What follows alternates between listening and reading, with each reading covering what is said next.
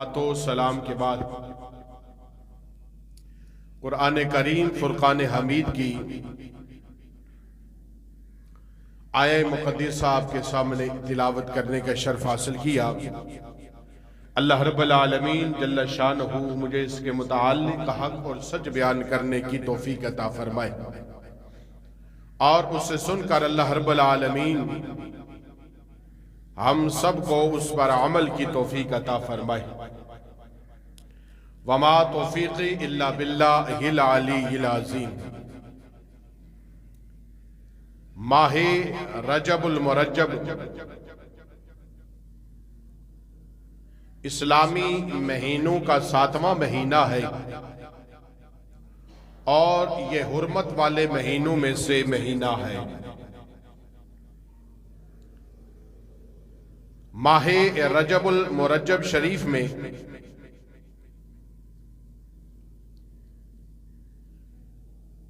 बुजुर्गान दीन के एरास मुनक़द होते हैं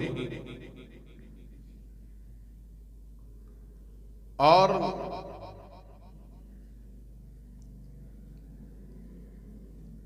इमाम जाफर सादिक रदी अल्लाह ताला अन्हु और हजरत सैयदना अमीर मुआविया रदी अल्लाह ताला अन्हु के उर्स पाक मुनक़द होते हैं। और इसी तरह से इस माहे रजबुल मुरज्जब की 27वीं शब को शबे मेहराज शरीफ है कि रब्बे ज़ुल जलाल ने अपने प्यारे महबूब दानाए कुल्ले गयूब सल्लल्लाहु ताला अलैहि वसल्लम को अपनी बारगाहे आली में तलब फरमाया और अपना दीदार अता फरमाया। और ये माहे रजबुल मुरज्जब शरीफ के इस महीने में इसकी 6ठी तारीख को पाक व हिंद के अजीम सूफी बुजुर्ग शहनशाह चिश्त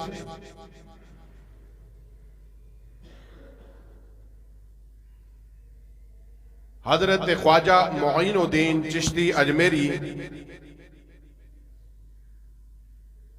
रहमतुल्लाह ताला अलैह का उर्स पाक है। ख्वाजा साहब अलैह रहमा को दुनिया इस्लाम में बड़ी शान और मकाम हासिल है। अल्लाह के ये प्यारे और बरगजीदा लोग जिनका जिक्र गुनाहों का कफ़ारा है, अल्लाह के नेक बंदों के औसाफ बयान करना, उनकी बारगाह में जाना, उनके पास हाजिरी देना और अल्लाह की बारगाह में उनके लिए ईसाले सवाब करना और दुआ करना, उनके वसीले से अल्लाह की बारगाह में ये अहले इस्लाम का तरीका है। जिस इसाले सवाब का, अल्लाह के नेक बंदों के जिक्र का, अंबिया और सालेहीन के जिक्र का सबूत कुरान से मिलता है। अहादीस मुस्तफ़ा सल्लल्लाहु ताला अलैहि वसल्लम में हमें ईसाले सवाब की अजमत का पता चलता है और अहलुल्लाह की बारगाह में हाजिर होना और अल्लाह की बारगाह में दुआ करना किसी अल्लाह के नेक और बरगजीदा के वसीले से अल्लाह रब्बुल आलमीन अपने नेक बंदों की दुआओं को जल्द कबूल फरमाता है, इसलिए कि जो उसकी बारगाह में जितना कुर्ब हासिल करता है, अल्लाह रब्बुल आलमीन उतनी ही उसकी बात को जल्द सुनता है।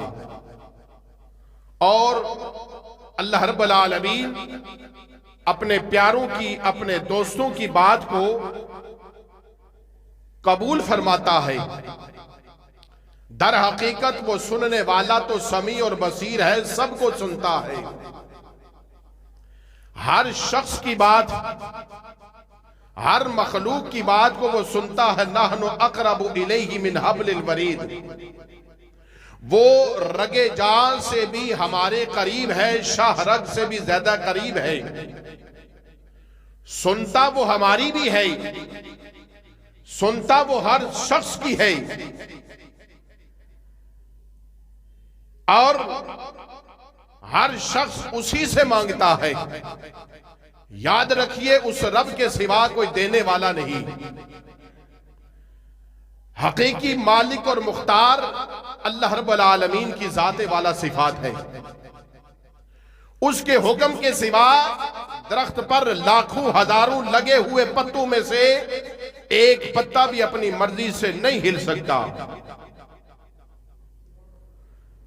और जब तक उस रब्बे जुल जलाल का हुक्म ना हो, तो याद रखिए, हकीकी मालिक और मुख्तार देने वाली जात उस रब्बे जुल जलाल की है। और हर शख्स उसी से मांगता है और उसी से मांगना भी है, इसलिए कि उसके सिवा कोई देने वाला नहीं। उसके अलावा कोई ऐसी बारगाह नहीं जिससे मांगा जाए। हकीकी देने वाली जात अल्लाह की है। वो इज्जत भी देता है, जिल्लत भी देता है, दौलत भी देता है, माल भी देता है, जान भी देता है, ईमान भी देता है, औलाद भी देता है, इज्जतें भी देता है, शाने भी देता है। और जिससे चाहे ये सारी चीजें ले भी लेता है। ये उस मालिक की मर्जी है। वो अहकामुल हाकिमीन है, वो सारे बादशाहों का बादशाह है। और उसका ऐलान तो ये है कि मैं हर चीज पर कादिर हूं। और वो कहता है कुलिल्लाहुम्मा मालिकल मुल्क तुतिल मुल्क मन तशा। अल्लाह कुरान में इरशाद फरमाता है कुलिल्लाहुम्मा मालिकल मुल्क। ऐ महबूब, अपनी जुबान नबूवत सल्लल्लाहु तआला अलैहि वसल्लम से मेरा पता बता दो और बताओ कि रब क्या है। कुलिल्लाहुम्मा मालिकल मुल्क। कोई कहता है ये बंदा मेरा है, किसी से पूछो आप कौन हो, कहता है मैं फलां का बंदा हूं, फलां मेरा मालिक है, ये जमीन मेरी है, ये जायदाद मेरी है,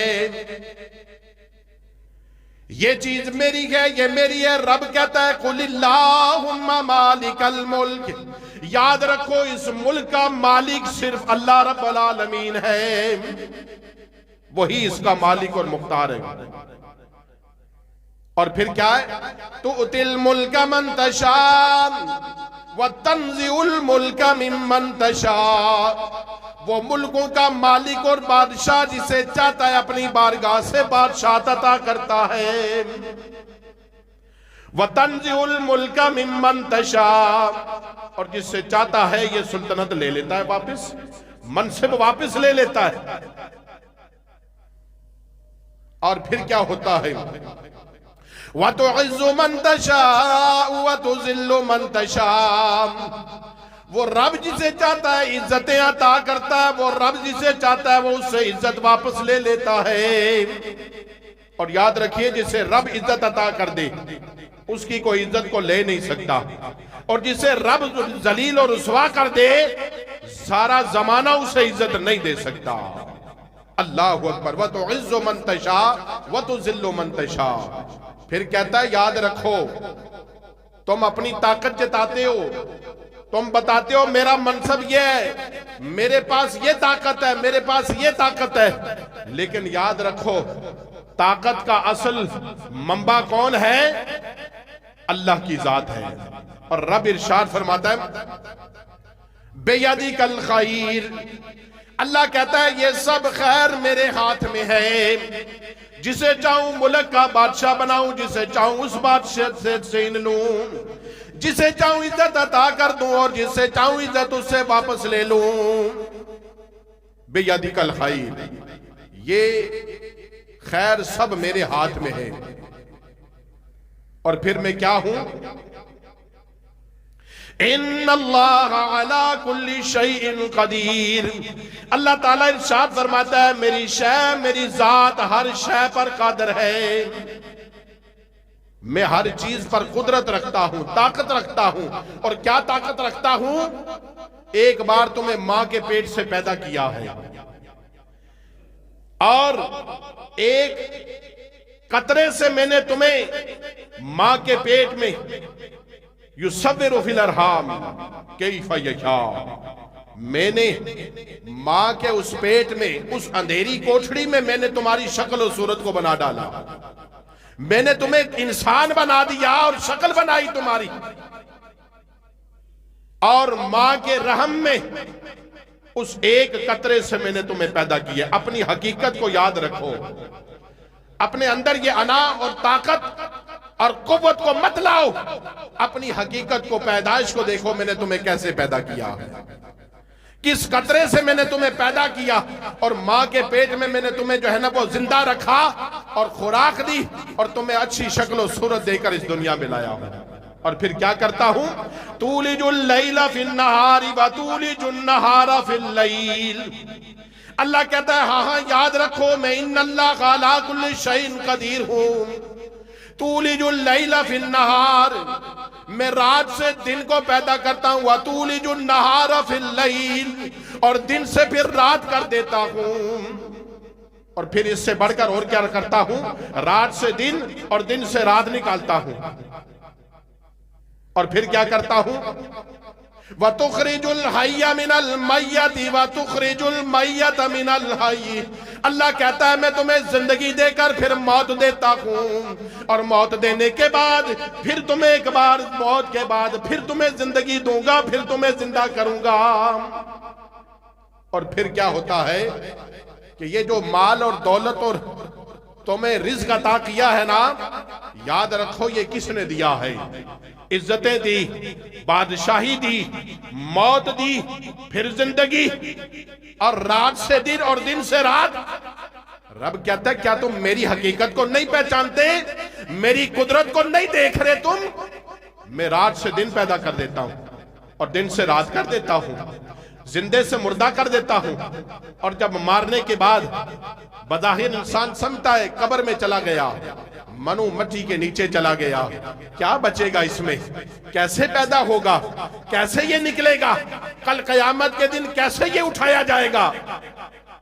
अल्लाह कहता है ये मेरी कुदरत है ना, ये मेरी शान और मेरी ताकत है। इन्नल्लाह अला कुल्ली शैइन कदीर, वो मां के पेट में कतरे से पैदा कर सकता हूं और फिर तुम्हें जमीन के अंदर दफन होने के बाद फिर मैं रब वो हूं कि मैं इन्नल्लाह अला कुल्ली शैइन कदीर हूं, फिर उस कब्र से दोबारा निकाल सकता हूं।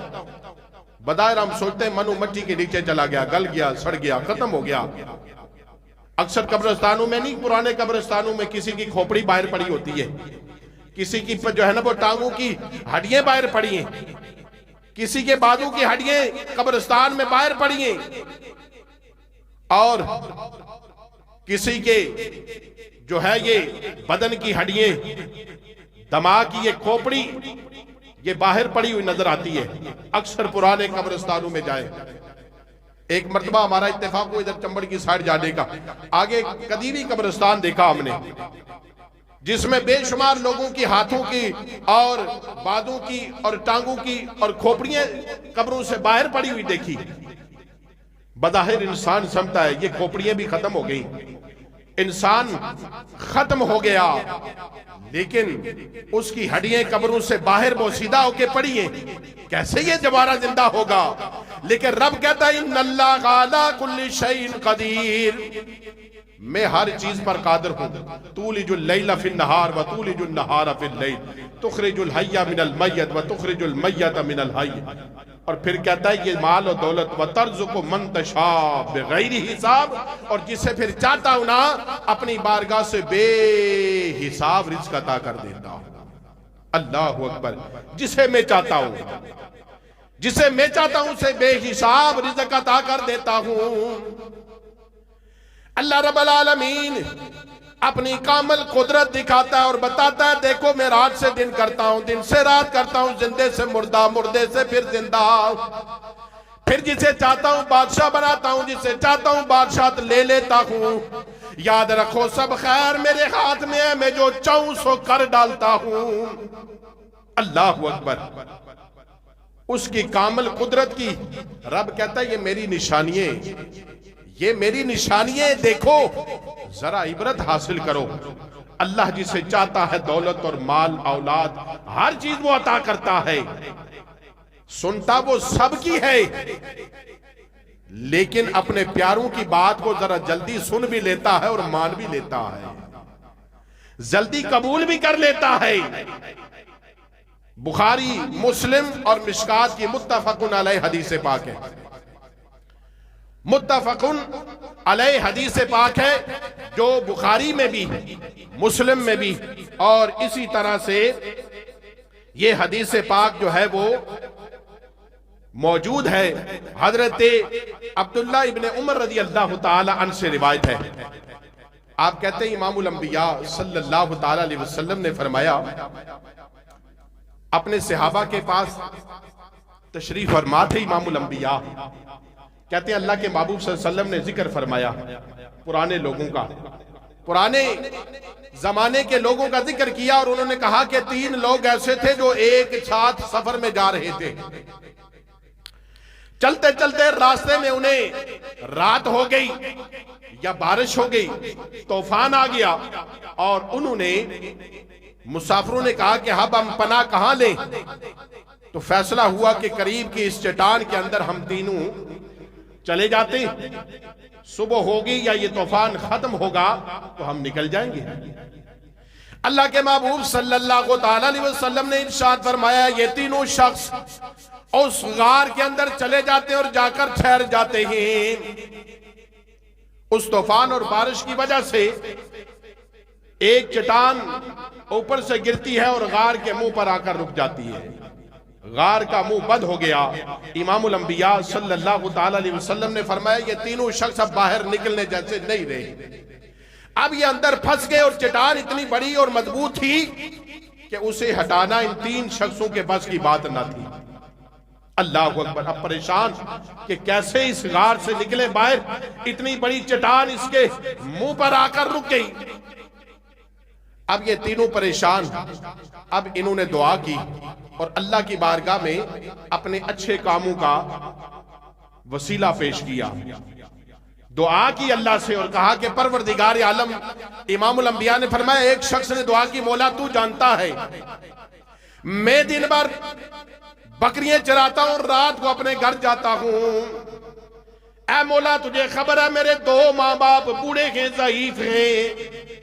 मैं इन बकरियों का दूध दोने के बाद सबसे पहले अपनी औलाद को, अपनी बीवी बच्चों को नहीं देता, अपने माँ बाप की खिदमत में दूध निकाल कर पेश करता हूं।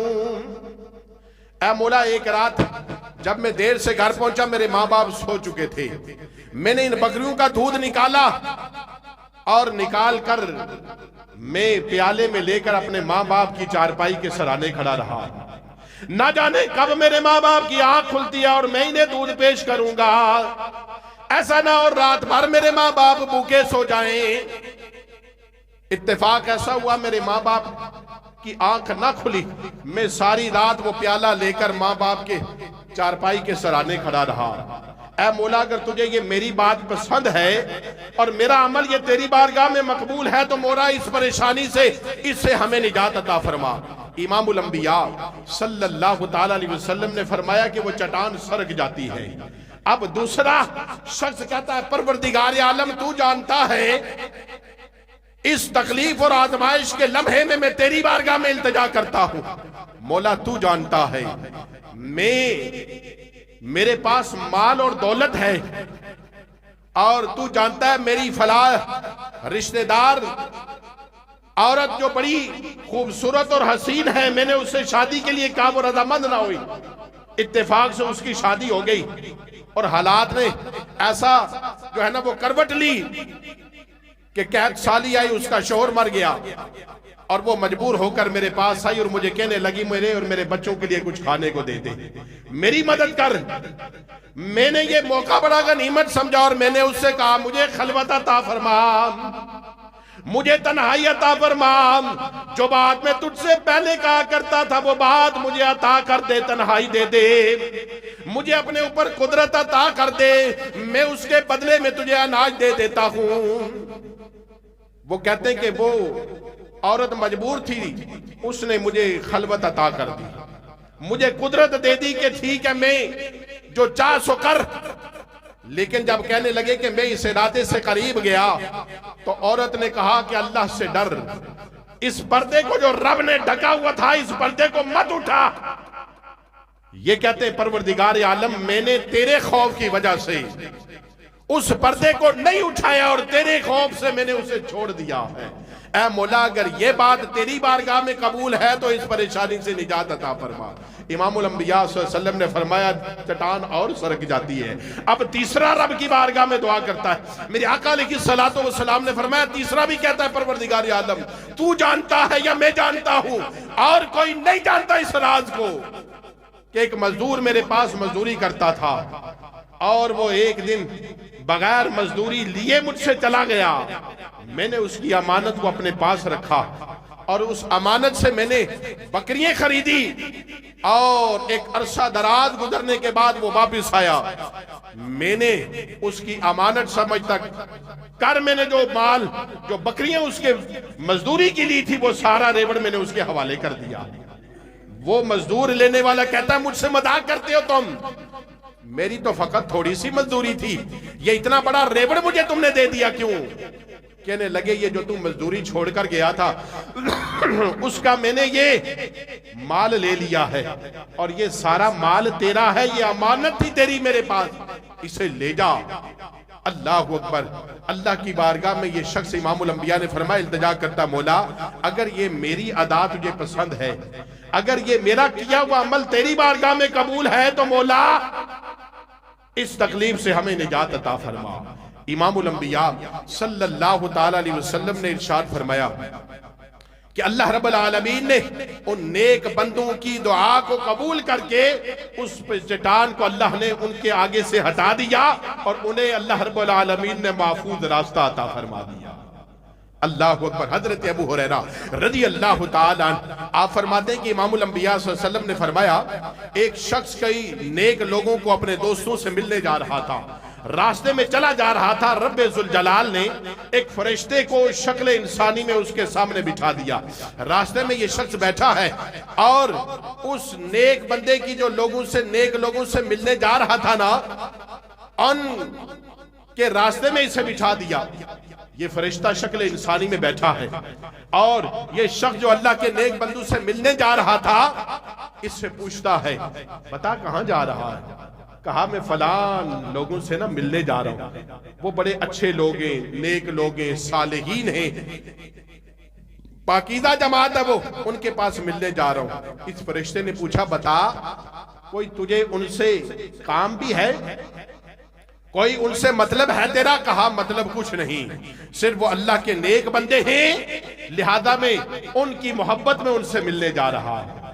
अल्लाह अकबर। जब ये बात कही कि मुझे उनसे कोई गरज नहीं है, दुनियावी कोई लालच नहीं है, कोई तमा नहीं है मुझे, बस वो अल्लाह के नेक बंदे हैं, मैं उनसे मोहब्बत करता हूं और उनसे मिलने जा रहा हूं। इमामुल अंबिया सल्लल्लाहु ताला अलैहि वसल्लम ने फरमाया, हजरत अबू हुरैरा कहते हैं मेरे आका ने इरशाद फरमाया उस फरिश्ते ने उससे कहा कि मैं अल्लाह का भेजा हुआ फरिश्ता हूं, तुझसे पूछने बैठा था तू किस रजा से मिलने जा रहा है, किस मकसद से मिलने जा रहा है? अगर वाकई तू अल्लाह के नेक बंदू से अल्लाह की मोहब्बत से मिलने जा रहा है तो जा, रब ने मुझे बिठाया था और रब ने तेरी इस जो है ना वो इखलास को कबूल कर लिया है, और रब ने कहा अगर तू मेरे बंदू से मोहब्बत करता है तो मैं रब तुझसे मोहब्बत करता हूं। अल्लाह अकबर। अल्लाह के नेक बंदों से मिलना, उनकी बारगाह में जाना, नेक बंदों से दुआएं लेना, ये इमामुल अंबिया सल्लल्लाहु ताला अलैहि वसल्लम का बताया हुआ रास्ता और तरीका है। यही वो अमल है कि जो अल्लाह के नेक बंदे अल्लाह से दुआ करते हैं, रब अपने मुकर्रब की, अपने दोस्तों की, अपने यारों की, अपने मुत्तकी और परहेजगारों की बात को जरा जल्दी सुन लेता है।